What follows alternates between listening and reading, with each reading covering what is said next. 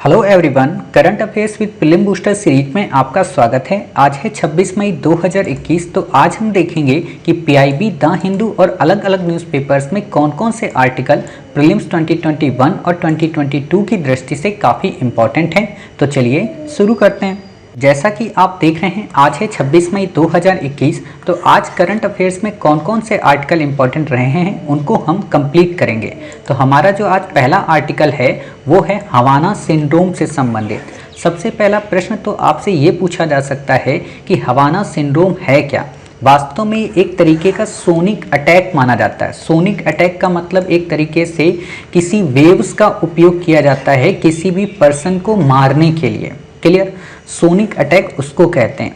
हुआ क्या है कि अभी हाल ही में यूएसए के जो कई सारे राजनयिक हैं या कहें कि डिप्लोमेट्स हैं या उनके जो ऑफिसर्स हैं, उनको क्यूबा में सोनिक अटैक उन पर किया गया, जिस कारण उनका मन मस्तिष्क विचलित हो गया और उनमें से कुछ की डेथ हो गई। इसलिए चर्चा में है। तो ये इम्पोर्टेंट इतना नहीं है जितनी इम्पोर्टेंट है क्यूबा की लोकेशन। तो अभी हम क्यूबा की लोकेशन देखेंगे और साथ ही जब हम देख लेंगे तो समझ में आ जाएगा कि क्यूबा वास्तव में है कहाँ पे। लेकिन इससे पहले आपको ये पता होना चाहिए कि जो सोनिक हथियार हैं या जो सोनिक वेपन्स हैं वो क्या होते हैं। उनको एक तरीके का माइक्रोवेव हथियार के रूप में भी जाना जाता है।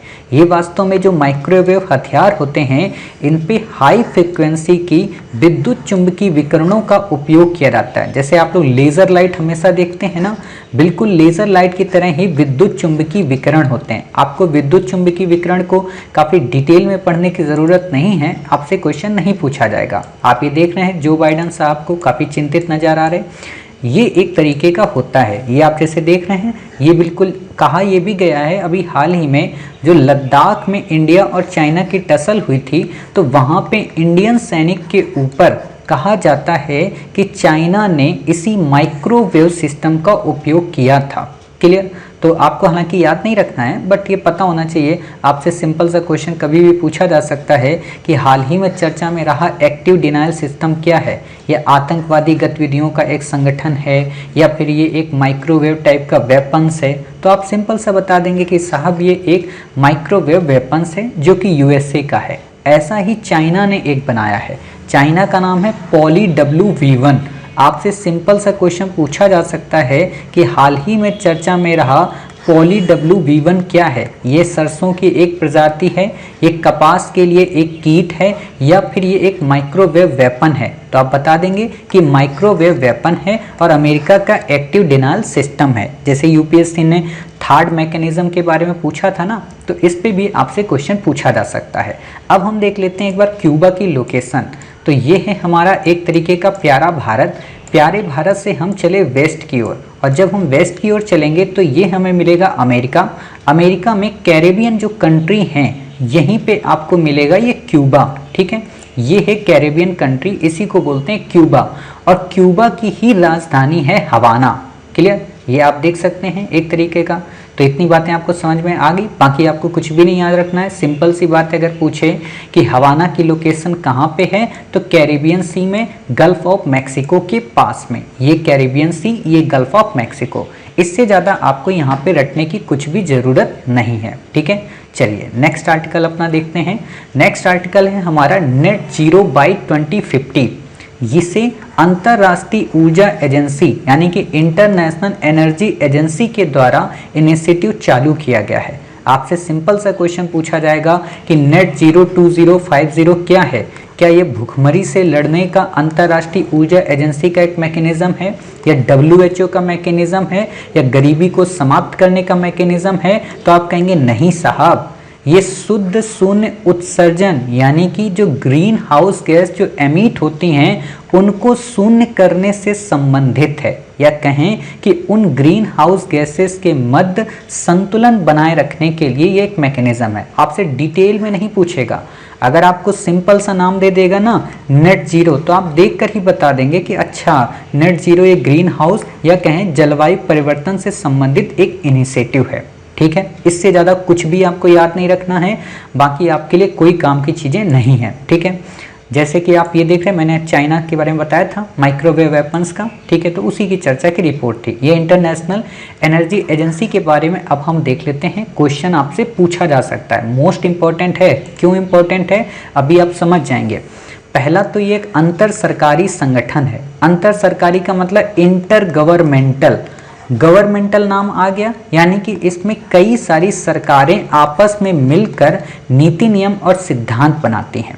अब किस किस पर नीति नियम सिद्धांत बनाती हैं, तो ये नीतियां केवल 3E पर बनाती हैं। 3E मतलब इकोनॉमी पर बात करती हैं, एनवायरनमेंट पर बात करती हैं और एमिशन पर बात करती हैं। क्लियर, इतनी एनर्जी पर बात करती हैं, ठीक है, और एनर्जी के साथ साथ ये एमिशन को कंट्रोल करती हैं, ठीक है।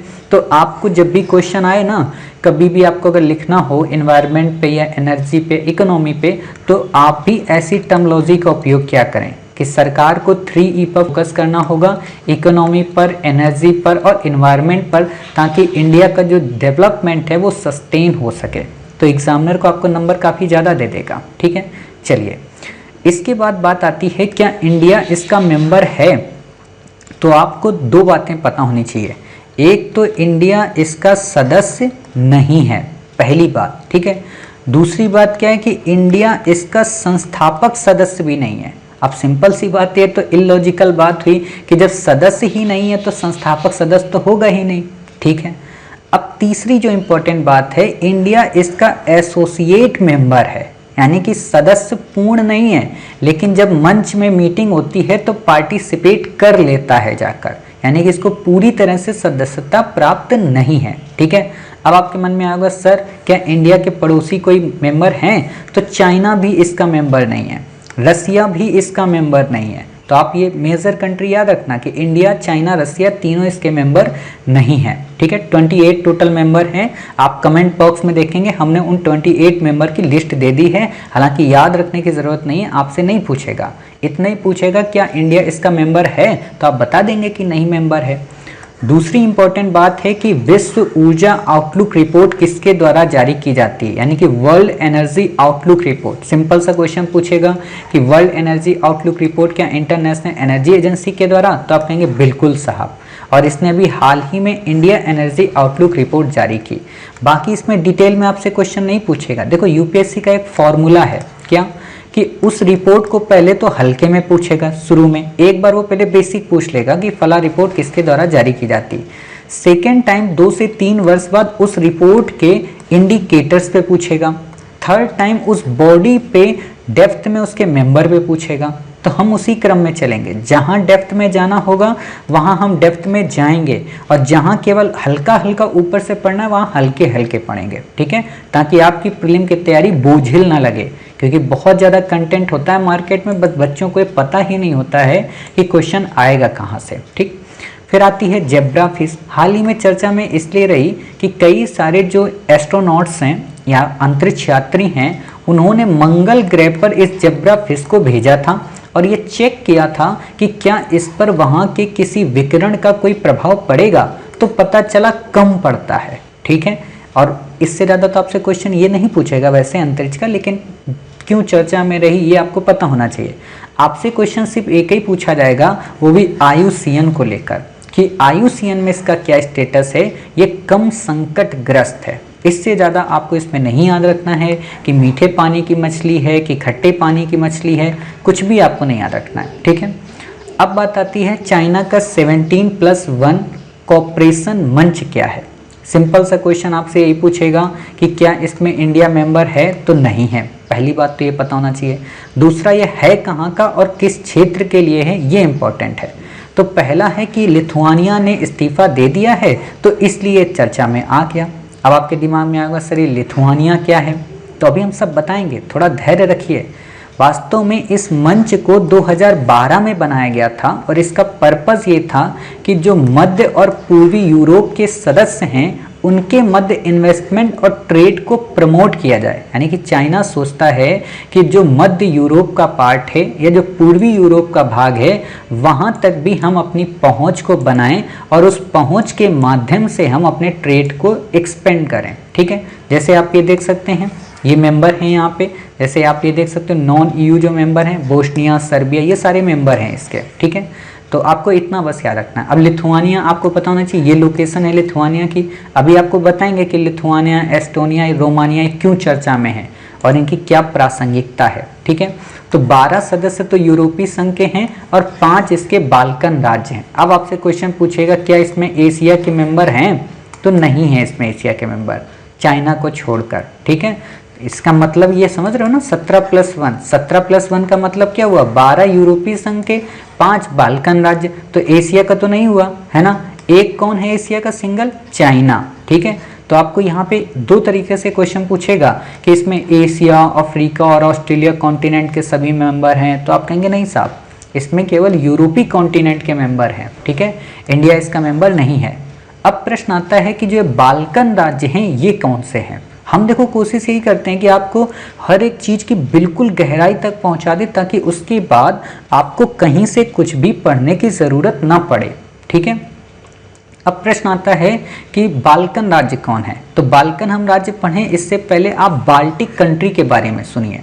बाल्टिक कंट्री कौन है, ये यूरोप के नॉर्थ ईस्ट क्षेत्र व बाल्टिक सागर के पूर्वी किनारे पर स्थित देशों का एक समुच्चय है।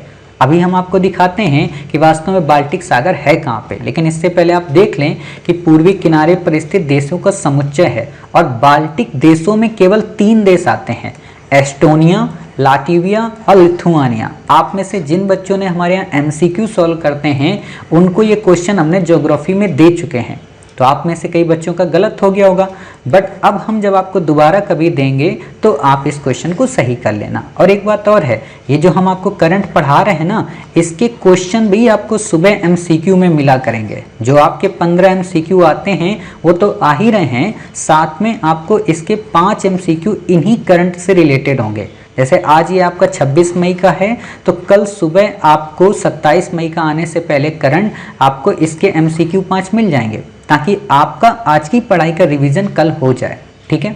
तो उम्मीद है इतनी बातें आप समझ गए। चलिए अब हम क्या करते हैं, एक बार अपनी लोकेशन को देख लेते हैं। तो जैसा कि हमने आपको दिखाया था कि ये हमारा अफ्रीका है, हमारा तो अफ्रीका नहीं है। अब यहाँ पे हम चले यूरोप की ओर, और यूरोप में जब आप चलेंगे ना तो ऐसे जाइए जूम करते हुए, और ये आपको मिलेगा नॉर्थ सी, ठीक है, यानी कि उत्तरी सागर, ये भी चर्चा में रहा है, करंट में हमने पढ़ाया है। और ये है आपका बाल्टिक सी, देख रहे हैं बाल्टिक इसमें लिखा हुआ है, ठीक है। ये आपका एस्टोनिया है, थोड़ा और ऊपर जाते हैं, ये आपका एस्टोनिया यहाँ पे, ये लाटविया आपका, और ये लिथुआनिया, क्लियर। ये एस्टोनिया है आपका, ये लाटविया है, देख सकते हैं आप, ठीक है। चलिए इतनी चीज़ें आप समझ गए, एस्टोनिया, लाटविया, और एक हमने आपको कौन सा बताया था, बताइए यहाँ पे, कुछ याद आ रहा है कि नहीं आ रहा, रोमानिया भी बोला था, लेकिन वो इसका मेंबर नहीं है, ये याद रखना, ठीक है। वो बाल्कन कंट्री में आता है, एस्टोनिया, लाटविया और लिथुआनिया 3 इसके मेंबर हैं, ठीक। चलिए बाल्टिक सी आपने देख लिया। अब देखते हैं बाल्कन स्टेट के बारे में। बाल्कन देश कौन से हैं, इनका नाम बाल्कन पर्वत के कारण पड़ा, जो दक्षिणी यूरोप में स्थित है, ठीक है। इनका नाम बाल्कन पर्वत के कारण पड़ा। अब ये यहाँ पे आप मैप के हिसाब से देख लीजिए, क्योंकि कई बच्चों के पास 3D सिस्टम नहीं होगा ना, तो इसलिए हमने यहाँ पे आपको फिर से मैप दे दिया, एस्टोनिया, लाटविया और लिथुआनिया, ठीक है। चलिए फिर यहाँ पे आता है कि ये 10 देशों का संप्रभु है, कौन, बाल्कन देश। अब आपसे यहाँ पे क्वेश्चन पूछा जा सकता है, ठीक है, कि इनमें से कौन सा मेंबर बाल्कन कंट्री नहीं है, क्योंकि 10 हैं, याद रखना आसान है। तो आप इन 10 को रोज देख लिया करें, इनकी लिस्ट बना लिया करें। कुछ चीज़ें ऐसी हैं यूपीएससी में जिनकी आपको लिस्ट बनानी पड़ेगी, लिस्ट बनाएंगे और उसको अपने डेस्कटॉप पे या कहीं पर भी उसको क्लिक कर दें, ठीक है। तो जब क्लिक कर देंगे तो आपके लिए उपयोगी होगी। तो कौन कौन से देश हैं उनको देख लेते हैं। अल्बानिया है, बोस्निया हर्जेगोविना है, ये देखो एक ही देश है, यहाँ पे गड़बड़ हो गई थी, लिखने वालों ने गलत तरीके से लिख दिया। तीसरा है बुल्गारिया, चौथा है क्रोशिया, पांचवा है कोसोवो, छठा है मैसेडोनिया, ठीक है, सातवां है मोंटेनेग्रो, आठवां है रोमानिया, यानी कि रोमानिया इसका मेंबर है, उसका नहीं है, सर्बिया और स्लोवेनिया। ये 10 मेंबर आपके इसके मिल गए। अब बताओ यहाँ पे क्या इसमें आपको लाटविया मिला, बताइए, लाटविया कहीं मिला, नहीं मिला। क्या आपको इसमें लिथुआनिया मिला, नहीं मिला, ठीक है। यानी कि ये जो आपके बाल्टिक देश हैं वो इसमें पार्टिसिपेट नहीं करते, ठीक है। यानी कि बाल्कन में ये बाल्टिक नहीं आते, एस्टोनिया, लाटविया और लिथुआनिया नहीं आते, ये याद रखना। कई बार आपसे क्वेश्चन पूछा जाएगा तो आपसे गलत हो जाएगा। ठीक, अब हम क्या करते हैं, सभी देशों को देख लेते हैं कि ये देश हैं कहाँ कहाँ पे। ठीक, तो आप ऐसे देखिए, हमने आपको क्या क्या बताया, यहाँ पे कौन कौन से बाल्टिक कंट्री, बाल्कन देश आपके हैं, इस जगह पे हैं सभी छोटे छोटे, बहुत छोटे छोटे देश हैं। थोड़ा सा और इसको हम जूम करें, 1 मिनट, हाँ थोड़ा सा और, ये देखिए आप ऐसे देखिए, ये देखो स्लोवाकिया है, हंगरी है, सर्बिया है, बुल्गारिया है, रोमानिया है, ठीक है, क्रोशिया है, ऑस्ट्रेलिया है, जर्मनी है, मतलब ये देश है मैं आपको बता रहा हूँ अभी। ठीक है, ये देखो बोस्निया हर्जेगोविना है, ठीक है, मोंटेनेग्रो है, कोसोवो है आपका, मैसेडोनिया है, अल्बानिया है, ठीक है, बुल्गारिया है, रोमानिया है, ठीक है, ये आप देख रहे हो, स्लोवाकिया है। तो आपने इतने सारे देशों को देख लिया। चलिए अब हम आपको एक मैप के माध्यम से फिर से दिखा देते हैं, इसमें जो मैप हमने उपयोग किया, ऐसे आप देखिए, ये देखिए, ये स्लोवेनिया आपको मिल रहा है, ये क्रोशिया आपको मिल रहा है, क्लियर, स्लोवेनिया आपको मिल गया, क्रोशिया आपको मिल गया, बोस्निया हर्जेगोविना मिल गया, मोंटेनेग्रो मिल गया, अल्बानिया मिल गया, मैसेडोनिया मिल गया, कोसोवो मिल गया, सर्बिया मिल गया, रोमानिया मिल गया, बुल्गारिया मिल गया। 1 2 3 4 5 6 7 8 9 और ये 10 मेंबर हो गए। तो 10 आपको याद रखने, ठीक है।